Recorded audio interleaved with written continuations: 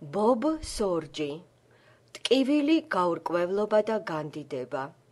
იობის წიგნის წინასწარმეტყველური ახსნა. თავი მე-17. იობის მიღწევები. იობმა გაიარა შავეთის ველი და მიაღწია დიდების შესანიშნავ მწვერვალებს. ხშირად ჩვენ გვსურს იობის მწვერვალს მივწვდეთ ყველანაირ ბრძმეთში გავლის გარეშე. ჩვენ გვსურს ის, რაც მიიღო იობმა, მაგრამ არ გვინდა საფასურის გადახდა მსგავსი შენაძენისთვის და მაინც დღეს მოიძებნება ადამიანები, რომელთაც გააჩნიათ დაუოკებელი წყურვილი მაღალი მონაპოვრებისაკენ. ისინი კურთხეულნი არიან, ისინი ბედნიერები არიან, ისინი მზად არიან საზღვრებს გასცდნენ, მაგრამ გარკვეული მნიშვნელობით ისინი ჯერ კიდევ ცარიელები არიან. ისინი დაუკმაყოფილებლები არიან. მათ იციან, რომ არის რაღაც უფრო მეტი, მათ სწურიათ იობის გამოცხადება და ისინი მზად არიან გადაიხადონ ამის საფასური. ამ თავში ჩვენ შევაჯამებთ იმ ყველა დიდებულ შენაძენს, რომელიც იობმა მიიღო, რამე თუ ერთგული რჩებოდა ღმერთისა თავისი ცხოვრების ყველაზე ძლიერი კრიზისის დროს. სიმდიდრე და პატივი. პირველ რიგში, მაგრამ მნიშვნელობით უკანასკნელ ადგილზე, იობი აღდგენილ იქნა უფრო მეტ სიმდიდრესა, პატივსა და გავლენაში. სინამდვილეში იობი დაჯილდოებულ იქნა ორმაგი კურთხევით. შეადარეთ ის თუ რა ჰქონდა მას დასაწყისში, იმასთან თუ რა შეიძინა ბოლოს. წავიკითხოთ იობის პირველი თავის მესამე მუხლი. და იყო მისი სამწყსო, 7,000 წვრილფეხა საქონელი, 3,000 აქლემი, 500 უღელი ხარი, 500 ჭაკი ვირი და ჰყავდა ძალიან ბევრი მსახური. ყველაზე დიდი იყო ის კაცი აღმოსავლეთის ძეთა შორის. ეხლა გადავხედოთ იობის 42 თავის მე-12 მუხლს. და აკურთხა ღმერთმა იობის უკანასკნელი დღეები პირვანდელზე მეტად და ჰყავდა მას 14,000 ცხვარი, 6,000 აქლემი, 1000 უღელი ხარი და 1000 სახედარი. მარტივი არითმეტიკა გვიჩვენებს, რომ განთავისუფლების მერე იობმა მიიღო ორჯერ უფრო მეტი იმისა, ვიდრე მას ჰქონდა შეჭირვებამდე. ეს ემთხვევა წმიდა წერილის მოწმობასაც. გადავხედოთ ესაია წინასწარმეტყველის 61 თავის მე-7 მუხლს. თქვენი სირცხვილის წილ ორმაგად მოგეზღვებათ და ნაცვლად კდემისა ილხენენ წილზე, თავიანთ მიწაზე დაიმკვიდრებენ ორმაგ წილს და საუკუნო სიხარული ექნებათ. ჩაუკვირდით ამ მეტად დამარწმუნებელ ადგილს. ეხლა წავიკითხოთ ზაქარია წინასწარმეტყველის მე-9 თავის მუხლები მე-11 და მე-12. შენ კი შენი აღთქმის სისხლის გულისთვის გავათავისუფლებ შენს ტყვეებს ჭიდან, სადაც წყალი არ ადგას.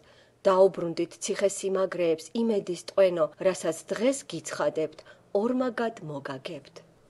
უფალი აძლევს ორმაგს, სიონიდან განდევნილებს, რომლებიც წარმოადგენენ ბაბილონში იმედის ტყვეებს. ისინი უცხო მიწაზე იმყოფებოდნენ, მაგრამ გულის სიღრმეში არ კარგავდნენ სიონის ციხესიმაგრეში დაბრუნების იმედს, რომელიც მათ ღმერთმა აღუთქვა, რადგან ისინი თავიანთ გულებს სისუფთავეში ინახავდნენ ამ იმედში ყოფნისას. პირველი იოანეს მე-3 თავის მე-3 მუხლი. ღმერთმა დაამოწმა, რომ ამ ტყვეობიდან ისინი ორმაგ წილს გაიტანდნენ. იობის სოციალური მდგომარეობაც აგრეთვე აღდგენილ იქნა, რასაც 42 თავის მე-11 მუხლში ვკითხულობთ და მივიდნენ მასთან ყველა მისი ძმა და ყველა მისი და და ყველა მისი უწინდელი ნაცნობ მეგობარი და ჭამეს მასთან პურიმის სახლში. პირქუში მარტოობის რამდენიმე თვიანი პერიოდის შემდეგ იობთან კვლავ ეძებდნენ ურთიერთობას და მისი დროც დადგა.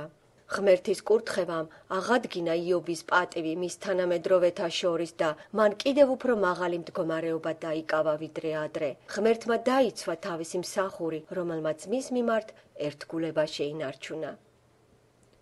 ცვლილებები ხასიათში. იობის პირადულობა და ხასიათი კარდინალურად შეიცვალა. უდაბნომ შეცვალა მისი აზრების მდინარება, მან იგი მთლიანად გამოცვალა მისი პოზიცია ცათასასუფეველთან მიმართებაში და ცხოვრებისეული მსოფლმხედველობა. იობმა ყველაფერი ეს გადალახა როგორც რწმენის გიგანტმა. წავიკითხოთ პირველი პეტრეს წერილის პირველი თავის მე-7 მუხლი. რათა გამოჩნდეს თქვენი გამოცდილი რწმენა ხრწნად ოქროზე ძვირფასი, რომელიც ცეცხლში იცდება ქების პატივისა და დიდებისათვის იესო ქრისტეს გამოცხადებისას. როცა ჩვენი რწმენა ცეცხლში იწრთობა, იგი მეტად ღირებული ხდება ღმერთისათვის. როცა ღმერთი ხედავს რწმენას, რომელიც მას ენდობა მაშინაც კი, როცა ყველაფერი ცუდათაა, ესეთი რწმენა ეხება მის გულს, როგორც სხვა არაფერი. იგი ამას მშვენივრად აღიქვამს და სურს კიდევ უკეთესი გახადოს. როცა ღმერთი ხედავს იობს, რომელიც მას ენდობა გამოუვალ გარემოებებში, ეს ძლიერად ეხება ღმერთის გულს. ამიტომ ღმერთმა გამოიყვანა იობი გამოცდებიდან მთლიანად განახლებული რწმენით. 23 თავის 1 მუხლი. მაგრამ მან იცის ჩემი გზასავალი, გამომცდის ოქროსავით გამოვალ. უდაბნომ გამოცვალა მისი მამობის სტილი. მისმა პირველმა შვილებმა დაკარგეს თავიანთი მემკვიდრეობა სულიერი პასიურობის გამო, მაგრამ იობი იმდენად შეცვლილი იყო, ქურაში გამობრძმედილი, რომ შეძლო კიდევ ერთი თაობის გაზრდა, რომელიც სულიერად აქტიური და მიზანდასახული იყო, რომელიც თავისი დიდებული მემკვიდრეობისაკენ მიისწრაფოდა. ყველაფერი ეს მიესადაგება უკანასკნელ დღეებს. ღმერთი თავიანთ მსახურებს გაატარებს იობის ქურაში, რათა მოამზადოს ისინი ბოლო დროის თაობის დასაბრუნებლად, რომელიც თავის სულიერ მემკვიდრეობას გაყვება. ამაზე იხილეთ მათესახარების 11 თავის 12 მუხლი. შემდგომ თითოეულ თაობას ჰქონდა შეთავაზებული უკანასკნელი დროების მემკვიდრეობა, მაგრამ პასიურობა დღესაც კი შეიმჩნევა. მაგრამ იქნება თაობა, რომელიც იტყვის დიახ, რომელიც მზად იქნება მამების მიერ უფრო მეტ თავდადებასთან, რომლებიც შეიცვალნენ გაიარეს რა მძიმე გამოცდები.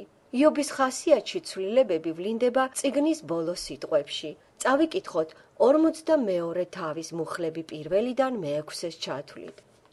და მიუგო იობმა უფალს, ვიცი რომ ყველაფერი შეგიძლია და შენი განზრახვა არ დაბრკოლდება. ვინაა ეს, განგებას რო აბნელებს და ვერას გულის ხმაყოფს. ასე ვლაპარაკობდი და არ გამეგებოდა ჩემთვის საკვირველზე და ვერაფერს ხვდებოდი. ისმინე და მივილაპარაკებ. შეგაკითხები და მაცოდინე, ყურმოყვრით მქონდა გაგონილი შენზე. ახლა კი ჩემმა თვალმა გიხილა შენ. ამიტომ მძულს ჩემი თავი და ვინანიებ მტვერსა და ნაცარში. ვიცი რომ ყველაფერი შეგიძლია. იობის რწმენა უფრო ძლიერი და წმიდა იყო ვიდრე ოდესმე. იგი გადაიქცა ღმერთის სუვერენული ძალის ძლიერ დარწმუნებულობაში. ზუსტად ჩვენი რწმენის ესეთ განწმენდაზე ამბობდა პეტრე, როცა წერდა პირველი პეტრეს წერილი, პირველი თავის 7 მუხლი, რათა გამოჩნდეს თქვენი გამოცდილი რწმენა, ხრწნად ოქროზე ძვირფასი, რომელიც ცეცხლში იცდება ქების პატივისა და დიდებისათვის იესო ქრისტეს გამოცხადებისას. ძველი დროის მოციქულები გამოავლენენ არაჩვეულებრივ რწმენას, მაგრამ ეს იქნება რწმენა, რომელიც კაცრად გამოცდილი იყო და გაიარა რა ბრძმედის ქურა, ჭეშმარიტი გახდა. ისინი გადაიტანენ ძლიერ უბედურებებს, განთავისუფლდებიან ღმერთის ძალით, რომელიც მათ მისცემს უნარს, ჩათესონ იგივე მადლის ხვებშიც. და შენი განზრახვა არ დაბრკოლდება. ეს მუხლი გამოხატავს ძლიერ დაძაბულობას იმ რწმენაში, რომელსაც მოჰყავს ღმერთის ხელი მოქმედებაში და გაგებას შორის, რომ ღმერთი მოქმედებს შესაბამისად თავისი მიზნებისა. ძველი დროის მოციქულები არა მარტო ძლიერი რწმენის მქონენი იქნებიან, არამედ შეიგნებენ იმას, რომ ღმერთი მოქმედებს თავისი ღვთიური მიზნების შესაბამისად. როცა ღმერთი გადაწყვიტავს მოიმოქმედოს რაღაცა, არაფერი არ გააჩერებს მას მიზნის მისაღწევად და ვერანაირი რწმენა ვერ შეძლებს შეცვალოს მისი გეგმები. რწმენის ყველაზე მაღალი გაგება მიეცემა იმად, ვინც გაიგებს თუ რას ნიშნავს იყო ღმერთის პარტნიორი დედამიწაზე მისი მიზნების განხორციელებაში. ასე ვლაპარაკობდი და არ გამეგებოდა ჩემთვის საკვირველზე და ვერაფერს ხვდებოდი.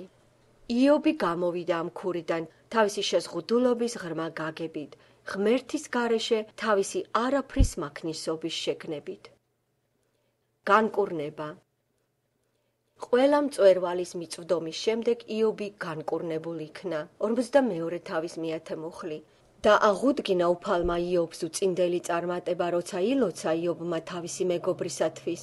ორმაგად მიუმატა უფალმა ყოველივე, რაც ებადა იობს. ინგლისური ტექსტიდან სიტყვასიტყვით ითარგმნება უფალმა შეცვალა იობის ტყვეობა. იობი არა მარტო ცხოვრების უკეთეს დონეზე გადავიდა, ღმერთი ეახლა მას და განკურნა. იობმა ღმერთის არაჩვეულებრივი ძალა იხილა.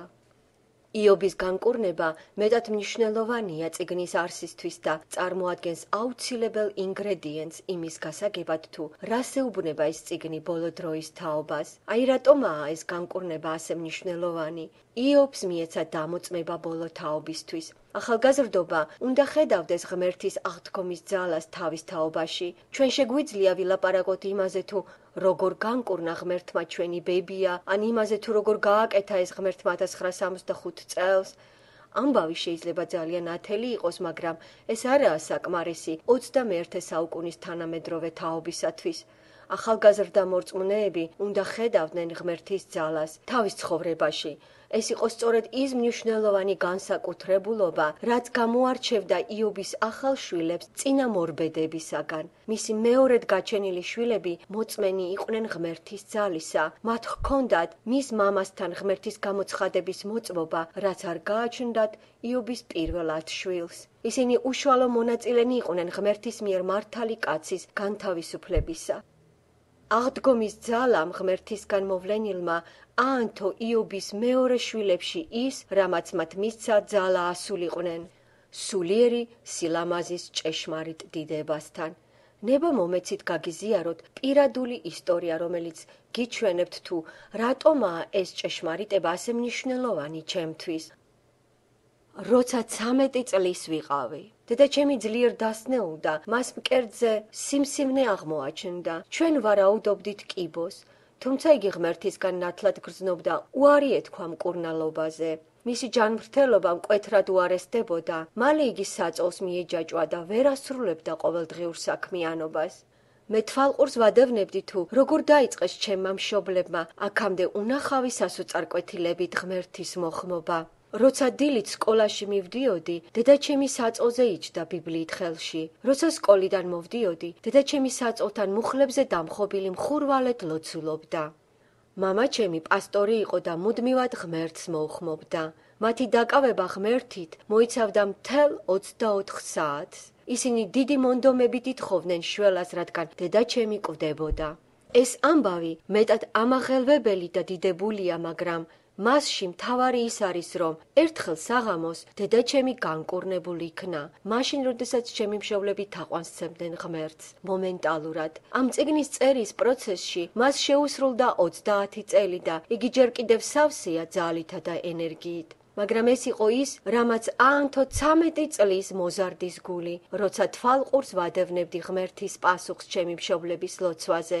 ეძებეთ ღმერთი მთელი თქვენი გულით და იგი გაგეხსნებათ თქვენ. მე მაქვს პირადი დარწმუნებულობა, რომ პასუხი ნებისმიერ პრობლემაზე თუ შეჭირვებაზე მდგომარეობს იესო ქრისტეს სახის მთელი გულით ძიებაში. და ეხლა მრავალი წლის გავლის შემდეგ, როცა მე თავად შევეჩეხე ძლიერ კრიზისს ჩემს ცხოვრებაში, მე მოწოდებული ვიყავი ჩემი მშობლების დამოწმებით მთელი ძალით მეძება ღმერთი. და აი რისთვის ვიბრძვი. მე მჯერა, რომ ღმერთი მოვა ჩემთან და განმკურნავს თავისი აღდგომის ძალით, რათა ჩემმა შვილებმა შეძლონ დამოწმება ღმერთის წარმოუდგენელ ძალაზე, რომელიც მათ მამას შეეხო, რადგან მე 3 შვილი მეზრდება, რომლებიც მზად არიან შეცვალონ სამყარო. მე მჯერა, რომ ჩემი შვილები ღმერთის თაყვანისცემაში იქნებიან ლიდერები, მზადყოფნაში მყოფები ღმერთის მადლში დიდებული გმირობების ჩასადენად. როდესაც ისინი იხილავენ თუ როგორ შეეხებათ მათ მამას ღმერთის ძალა, ეს აანთებს მათ გულებში ისეთ ალს, რომ ვერანაირი დაწოლა თუ კრიზისი ვერ ჩაახშობს ამას. იობი გახლავთ ბოლო დროის მოციქულის პროტოტიპი. იობის განკურნება შესანიშნავი მოციქულებრივი ძალის დამოწმებაა, რომელიც განთავისუფლებულ იქნება უკანასკნელ საათს. ბოლო დროის მოციქულები, რომლებიც გამოყენებულ იქნებიან ყველაზე მაღალი დონის სასწაულების შესასრულებლად, იქნებიან ისინი, ვინც ყველაზე მეტად დაიტანჯება. ღმერთი ძალის მაღალ გამოვლინებას ანდობს იმათ, ვინც მოდრეკილ იქნა შეჭირვებებში, რამე თუ ეხლა ისინი წარმოადგენენ გასუფთავებულ ჭურჭლებს. პავლეს ჰქონდა ესეთი არაჩვეულებრივი ძალაუფლება, რამე თუ ძლიერ დაიტანჯა. ღმერთის გამოცხადება. საბოლოოდ იობს გამოცხადება ღმერთისგან მიეცა პირველი ხელიდან. არაფერმა არ გამოცვალა იობი იმდენად, ვიდრე ეს ადამიანის მთლიანად გარდამქმნელი შეხვედრა ღმერთთან. ამაზე მეტს ვერც ისურვებდი. მოსე ამბობდა: უფალო, მაჩვენე დიდება შენი, მას სურდა ღმერთის ხილვა. დაე ამ ძლიერმა სურვილმა აღავლინოს თქვენი ღმერთის სიყვარულისადმი მიძღვნილი გულები და მაშინ ის აგიხელთ თვალებს და წარდგები მთელი სილამაზით. როცა ღმერთი გადაწყვეტს თქვენთან შეხვედრას, იგი არ ჩამოვდის ჩვენს აღქმამდე, იგი ჩვენ აგვამაღლებს თავის დონემდე. იგი არ ჩამოვდის ქვემოთ იობთან, იგი მას მაღლა თავისი ტახტისკენ აღამაღლებს. ეს ის დიდებაა და ის დიდებულებაა, რის გამოც იობი ოხრავდა. იობის უკანასკნელი სიტყვები აიძულებს ჩვენს გულებს ითრთოლოს. წავიკითხოთ 42 თავის მუხლები მე-5 და მე-6. ყურმოკვრით მქონდა გაგონილი შენზე, ახლა კი ჩემმა თვალმა გიხილა შენ. ამიტომ მძულს ჩემი თავი და ვინანიებ მტვერსა და ნაცარში. იობის ამ პირისპირ შეხვედრამ ღმერთთან აიძულა იგი შესულიყო ღმერთთან მხურვალე ახლო ურთიერთობაში. ეხლა იობი იცნობდა ღმერთს იმ სიახლოვით, რომელიც დაფუძნებულ იყო გადატანილ გამოცდილებაზე. იობი შევიდა აღთქმაში, რომელიც იესომ დაგვიტოვა ჩვენ. მათე სახარების მე-5 თავის მერვე მუხლში ვკითხულობთ: ნეტარ არიან გულით სუფთანი, რამე თუ ისინი ღმერთს იხილავენ. იობი თავის უბედურებაშიც კი სუფთად ინახავდა გულს და იგი დაჯილდოებული იყო დიდებული ძღვენით, რომელიც კი შეიძლება ადამიანმა მიიღოს ამ მიწიერ ცხოვრებაში, ღმერთის ხილვით. იობი მივიდა ღმერთის შემეცნებამდე, ვინც არის დასაწყისიდან. ეს სულიერი მამების ძირითადი თვისებაა. პირველი იოანეს წერილის მეორე თავის მე-13 მუხლი. საჭიროა ძლიერი გამოცხადება ღმერთზე, რათა ვინმე აყვანილ იქნას ამ სულიერ დონემდე. ამიტომ მძულს ჩემი თავი და ვინანიებ მტვერსა და ნაცარში. ვიღაცას შეუძლია თქვას: შეხედეთ, იობის ცხოვრებაში პრობლემა ნამდვილად მონანიება იყო. მას რომ მოენანიებინა წიგნის დასაწყისშივე, ყველაფერი ამის გავლა არ მოუწევდა. არა, ჩემო მეგობარო, ესე არ არის. იობი აქ იგივეს ამბობს, რასაც ესაია, რომელმაც იხილა რა ღმერთი თქვა. ესაია წინასწარმეტყველის წიგნის მე-6 თავის მე-5 მუხლი. და ვთქვი: ვაიმე, დავიღუპე, რადგან ბაგეუწმინდური კაცი ვარ მე და ბაგეუწმინდურ ხალხს შორის ვცხოვრობ. ჩემმა თვალებმა კი იხილეს მეუფე, უფალი ცაბაოთი. იგივე გამოცდილება ჰქონდა დანიელსაც, რომელმაც იხილა რა ღმერთი რამოდენიმე დღით ავად გახდა. იგივე დაემართა იეზეკიელსაც, რომელიც უფალის დიდების წინაშე დაემხო. იობი ღმერთს მის ბრწყინვალე დიდებულებაში ხედავდა და მისი ერთადერთი პასუხი შეიძლება ყოფილიყო მხოლოდ საკუთარი თავის განკიცხვა და ღმერთის განდიდება. იგი ხედავდა თუ რა გაკოტრებული იყო შედარებით ღმერთის დიდების სიმდიდრეებთან. მაგრამ რას ასწაულის და დიდებულების მოწმე გახდა იგი და თუმცა ღმერთის გამოცხადება თავის თავზე მეტად ძნელი შეიძლება იყოს ჩვენი განცდისთვის, მისი დიდებულების ხილვა მაინც ღირს ამად. ეხლა ეს რა უბრალოდ მონანიების აქტი იყო იობის მხრიდან, მას არ უთქვია მომიტევე უფალო, ჩემი უხეში სიტყვები და არასწორი მოქმედებები. იობი ამბობდა, რომ თავისი შეჭირვებებიდან გამოვიდა საკუთარი თავის სისუსტის, არაადეკვატურობის, არაფრის მაქნისობის, სიცარიელის და აბსოლუტური უვარგისობის შეცნებით ღმერთის გარეშე. იგი თავზარდაცემული, მთლიანად მოდრეკილ იქნა. ეს საკუთარი თავის გაკოტრების გრძნობა არასოდეს არ დატოვებს მას, რადგან იგი მოპოვებულ იქნა იმ ცეცხლში, რამაც მას მისცა საშუალება ევლო ჭეშმარიტ დამოკიდებულებაში უფლის წინაშე მთელი თავისი დარჩენილი ცხოვრება. იობის გამოცხადების ნაწილი შეიცავდა იმას, რაზეც თავები 38-დან 42-ს ჩათვლით არ გვეუბნებიან დაწვრილებით. სინამდვილეში ამ გამოცხადების ასპექტები აღწერილია პირველ და მეორე თავებში. რაღაც მომენტში განთავისუფლების შემდეგ იობს მიეცა გამოცხადება, რომელიც მოდიოდა ღმერთისგან. იობმა გადაიტანა რაღაც მოციქული პავლეს მსგავსი, რომელმაც დაწერა მეორე კორინთელთა წერილში მე-12 თავის მუხლები 2-დან მე-4-ს ჩათვლით. წავიკითხოთ. ვიცი კაცი ქრისტეში, რომელიც 14 წლის წინათ, არ ვიცი სხეულში, არ ვიცი სხეულის გარეთ, ღმერთმა იცის, ატაცებულ იქნა მესამე წამდე. ვიცი ასეთ კაცზე სხეულში იყო თუ სხეულის გარეშე არ ვიცი, ღმერთმა იცის, რომ ის ატაცებულ იქნა 64-ში და ისმენდა გამოუთქმელ სიტყვებს, რომელთა გამოთქმა ნებადართული არ აქვს ადამიანს. ბოლოს ღმერთმა გაუხსნა იობს ის, თუ როგორ განვითარდა ზეციური დრამა, რომელმაც საფუძველი ჩაუყარა იობის შეჭირვებების დაწყებას. იობმა დაინახა ღმერთის ტახტი და მან იხილა თუ როგორ ერთ დღეს მოვიდნენ ღვთის შვილები, უფლის წინაშე წარსადგომად და მათ შორის სატანაც მოვიდა. მე მჯერა, რომ იობი იყო პირველი ადამიანი, რომელსაც მიეცა ხედვა დედამიწიდან ღმერთის დიდებული ტახტისა. მიეცა გამოცხადება ზეციურ სამყაროზე. იგი აგრეთვე ტკბებოდა არაჩვეულებრივი სიყვარულით, რომელიც ღმერთმა მასზე გადმოაფრქვია, უჩვენ არა მას, თუ რას ფიქრობდა მასზე ამ ხნის განმავლობაში. შენ მე ესე დასაწყისიდანვე მიყურებდი? შესაძლოა გაოცდა იობი. აი რას ეუბნება ღმერთი იობს. შენ მშვენიერი ხარ ჩემო სიყვარულო, შენი თვალები მტრედის მსგავსია და შენ ერთადერთი ყავხარ დედაშენს. ამ გამოცხადებამ ღმერთისაგან მთლიანად ამოატრიალა იობის პრიორიტეტები. სამეფოში ღმერთმა იგი გარდაქმნა მუშაკიდან, რომელიც უყვარს, მოსიყვარულე ძედ, რომელიც მუშაობს. ეს ძვრა მოტივაციაში ამჟამად სულიწმიდის განრიგში პირველ ადგილზე დგას. იგი ჩვენ თავად გვეხსნება, რომ ჩვენ შევძლოთ ჩვენი მოსამსახურის ნიმუშიდან, გავიზარდოთ და შევიდეთ ჩვენი თავის, როგორც პატარძლის აღიარებაში. თანამედროვე ეკლესიაში ყურადღება ექცევა მსახურებს, რომლებსაც შეუძლიათ სიყვარული. თითქმის ყოველი კონფერენცია მიმართულია მუშაკების დანერგვაზე, მაგრამ ღმერთი ცვლის ამას. გამოცხადება ქრისტეზე, როგორც ნეფეზე, ბიძგს გვაძლევს ჩვენ გავაიგივოთ ჩვენი თავი, პირველ რიგში როგორც ღმერთის მოსიყვარულეზე.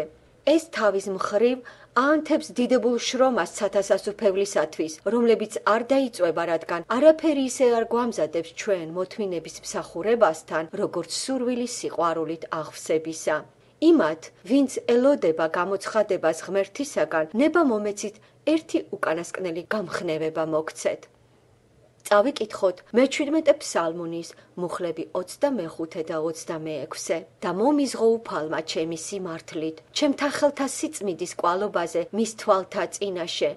გულმოწყალეს წყალობით ექცევი, გულმართალს გულმართლად, გულმოწყალე, გულწრფელი, სუფთა ადამიანი შემდეგ რწმენას ემხრობა, შენ მიჩვენებ შენ თავს. დიახ, მთაზე ასვლისას. მე-17 ფსალმუნი წარმოადგენს იობის წიგნის 42 თავს, რადგან ეს გახლავთ ცოდვაზე პასუხის ფსალმუნი. მე-17 ფსალმუნში დავითი ხარობს მტრებზე გამარჯვებით, რომელიც მას ღმერთმა არგუნა. როცა დავითი ამას ზეიმობს, თავისი განთავისუფლების შემდეგ იგი ყვება თუ როგორ გამოიყვანა იგი ღმერთმა ამაღლებულ ადგილზე. იგი წერს, რომ ღმერთი ჩემს წვივებს ირმისას ამსგავსებს და ჩემს სიმაღლეებზე მაყენებს. ეს გახლავთ მე-17 ფსალმუნის 34 მუხლი. იობის მსგავსად დავითი ამბობს, ღმერთმა არა მარტო ჩემს ლოცვას უპასუხა, მან ამიყვანა მე მაღალ ადგილზე, რომლის შესახებაც მე ადრე არაფერი არ ვიცოდი. იობი სულში იქნა აყვანილი მაღალ ადგილას. იგი ნეტარებდა ღმერთისგან მიღებულ სიხარულში, რომელიც მან მიიღო პასუხგაცემული ლოცვის მწვერვალზე. მაგრამ როცა მე ვაანალიზებდი მე-17 ფსალმუნს, მე დავინახე შემდეგი სულიერი წინსვლის სიმაღლეები. წარმოუდგენლად ციცაბო ყველაზე დიდი მწვერვალები ღმერთში არაა გარშემორტყმული ბორცვებით, ისინი იკვეთება როგორც ვერტიკალური ფრიალო კლდეები. მაღალი მწვერვალები სულიერ პლანში ხასიათდება შიშველი კლდეებითა და ციცაბო ფლატეებით. იმისათვის, რომ ადვილად გახდეს შესაძლებელი ორიენტირება ასეთ კლდოვან ადგილებში, ჩვენ ჯერ ფეხები უნდა გავავარჯიშოთ, რათა ისინი ირმის მსგავსად გაგვიხდეს. მე მისაუბრია ირმებზე მონადირე ხალხთან. ისინი აღფრთოვანებითა და მოწიწებით ამბობდნენ ირმის უნარზე, იაროს კლდოვან ფერდობებზე. ირმის ფეხები არც ისე მძიმეა, როგორც ცხენის ჩლიქები, მაგრამ ისინი შედარებით რბილი და უფრო მოქნილია. ჩლიქები თითების მსგავსად მოქმედებს, რისი საშუალებითაც ირემი ფაქტიურად ებჯინება კლდეს ზემოთ ასვლისას. მას შეუძლია ფეხი დაადგას კლდის მეტად წვეტიან გამონაზარდებზეც. ირემს სალკლდეებზე მეტად სწრაფად შეუძლია გადაადგილება არაჩვეულებრივი სიჩქარეებით, რისი გრაციაც აღფრთოვანებას იწვევს. მაღალი მწვერვალეები ღმერთში მეტად საშიში და მზაკვრულია. თუ თქვენ ჩამოვარდნა მოგიხდათ პატარა ბორცვიდან, შესაძლებელია უმნიშვნელო ჭრილობები და სილურჯე მიიღოთ. თქვენ შეგიძლიათ კვლავ წამოდგეთ, კალთა დაიბერტყოთ და გაემართოთ მაღლა. სხვანაირადაა ვითარება მაღალ აღმართებთან მიმართებაში. თქვენ ვარდებით ციცაბო პლატოდან, ღმერთის უმაღლესი მწვერვალიდან. ეს შეიძლება თქვენს დაღუპვას ნიშნავდეს. საეკლესიო ისტორია გაჟღენთილია იმ ადამიანების ამბებით, რომლებიც ძირს დაექანენ სულის მაღალი მდგომარეობებიდან. აი ეს საშიშროებები: სულიერი სიამაყე, განკითხვა, რელიგიური სული, თვითმოტყუება, შეუცვლელობის გრძნობა, ხალხისაგან ქებადიდების მიღება, როცა თქვენ მოგეცემათ გამოცხადება მაღლიდან, ფინანსების დაკავება, რომლებიც მოედინება და ამ სიის გაგრძელება უსაშველოდ შეიძლება. ამ საშიშროებებს უნარი აქვს გაგანადგუროთ, თუ თქვენ კარგავთ ორიენტაციას. სულიერ მამებს თან შეუძლიათ ახალგაზრდა მორწმუნეების აყვანა მწვერვალზე ასვლის დროს, რამე თუ მათ გადაიხადეს მძიმე საფასური. სულიერ მამებს ის იარები გააჩნიათ, რომლებიც ამტკიცებენ, რომ მათ უკვე გამოსცადეს მრავალი სირთულეები ღმერთისკენ მიმავალ სულიერ გზებზე. მათ გადაიტყავეს მუხლები საშიშროებების წვეტიან გამონაზარდებზე და შეუძლიათ თქვან იქ არ წახვიდე. ღმერთს გააჩნია სულიერი სიმაღლეები, მისი გეგმა შენი იქ მიყვანა, მაგრამ მას შენ მეტად ძლიერად უყვარხარ და არ ემეტები იმ კლდეზე გასასვლელად, სანამ ჯერ არ გაწვრთნის შენს ფეხებს. ამიტომ თავდაპირველად მას მიყავხარ დაბლობზე, ველებზე, სადაც ინტენსიურ ვარჯიშს გაივლი ფეხების გასაწვრთნელად. შემდგომ კი, როცა დაიწყებ ასვლას მთაზე, შენ უკვე სიფრთხილით ივლი იმ ადგილებში, ამასთან მოდრეკილი მორჩილებაში და ღმერთისგან უსიტყვო დამოკიდებულებაში. წმიდა წერილი ჩვენ გვაძლევს თავზარდამცემ მაგალითს იმ ადამიანისა, რომელიც მიწვდა ღმერთის უმაღლეს მწვერვალებს, მაგრამ დაეცა და დაიღუპა. ადამიანი, რომელზეც მე ვსაუბრობ, ეს გახლავთ მე-17 ფსალმუნის ავტორის შვილი. როდესაც დავითმა ისრაელის მეფობა გადასცა თავის შვილ სოლომონს, ყველაფერი სწორედ მიდიოდა. ერი ყვაოდა, ყველა საზღვრებზე მშვიდობა სუფევდა, საწმიდარებში მიდიოდა ჭეშმარიტი თაყვანისცემა ღმერთისა. სოლომონს სამეფო მირთმეული ჰქონდა ვერცხლის სინზე, მას ყველაფერი მეტად ადვილად ერგო. შემდგომ დედამიწის ზურგზე მცხოვრებმა ყველაზე ბრძენმა ადამიანმა ჩაიდინა ყველაზე სულელური შეცდომა. სოლომონმა, რომელსაც ღმერთმა უბოძა არაბუნებრივი სიბრძნე და გონება, თაყვანისცა ხის ნაჭერს. იფიქრეთ ამაზე, მან თაყვანისცა უძრავ უსულო კერპს. მისმა მრავალრიცხოვანმა ცოლებმა იგი გადაიბირეს კერპ-თაყვანისმცემლობისაკენ. ჩვენ ვსაუბრობთ ადამიანზე, რომელმაც მთელი წიგნი დაწერა ბიბლიაში. იგი დააბიჯებდა ქებათა ქების მწვერვალებზე და ხედავდა იგავთა დაფარულ განძეულობებს და ეხლა იგი ეთაყვანება კერპს. რაშია საქმე? ჭეშმარიტად, სოლომონს ერგო შესანიშნავი მწვერვალები სულში, მაგრამ მისი ფეხები არ იყო გაწვრთნილი, ველზე სარბენადაც კი, მას ყველაფერი მეტად იოლი გზით ერგო წილად. თავისი მამის, დავითისაგან განსხვავებით, რომელმაც 7 წელიწადი უდაბნოში გაატარა, გაურბოდა რა დევნას საულისაგან, რომელიც მის სიცოცხლეს ემუქრებოდა, სოლომონს არ გაუვლია ეს უდაბნო. მას არ გაუვლია ქურაში. მან ამაღლება წინ დაუცვეთლად მიიღო. იგი ავიდა მთაზე, თავდაპირველად ველზე დაცემის გარეშე და ამიტომ იგი არ იყო საკმარისად მომზადებული საშიში კლდოვანი ადგილებისთვის. უფალს შენ ძლიერად უყვარხარ, რომ ნება დაქრთოს დაიმტვრე მაღალმთიანობაში, რაც ეს სოლომონს დაემართა. ამიტომ ის ავარჯიშებს შენს ფეხებს იობის ველზე, გარდაქმნის რა შენს ტერფებს უფრო მგრძნობი არეთ, საფრთხის მიმართ და მოგამზადებს იმისათვის, რომ შეძლო გზის გაკაფვა ღმერთის სიმაღლეებზე კურთხეულად და ლამაზად. იგი არ უგზავნის იობის გამოცდებს თითოეულს. იგი უგზავნის ამას იმათ, ვისაც თავის გულში ძლიერი მისწრაფება აქვს უმაღლესი მემკვიდრეობისაკენ. ნუ გეშინიათ, ღმერთი არ გაგიყვანთ თქვენ იმ გზაზე, რომელიც არ გითხოვიათ. და თუ იგი შეგიყვანთ თქვენ იობის ქურაში, ნუ გეშინიათ, ეს მისი ძლიერი სიყვარულის გამოვლინებაა თქვენს მიმართ. გადახედეთ გამოცხადების წიგნის მესამე თავის 19 მუხლს. ნუ ჩაიდენთ შეცდომას, ღმერთის სიმაღლეები დიდ საფასურს ითხოვს. და ეს სიბრძნემ გაარკვიოს ფასი, მაგრამ შეხედეთ იმას თუ რა შეიძინა იობმა. და მიიღეთ ეს იმისგან, ვინც მთაზე ადის, ეს ღირს იმათ.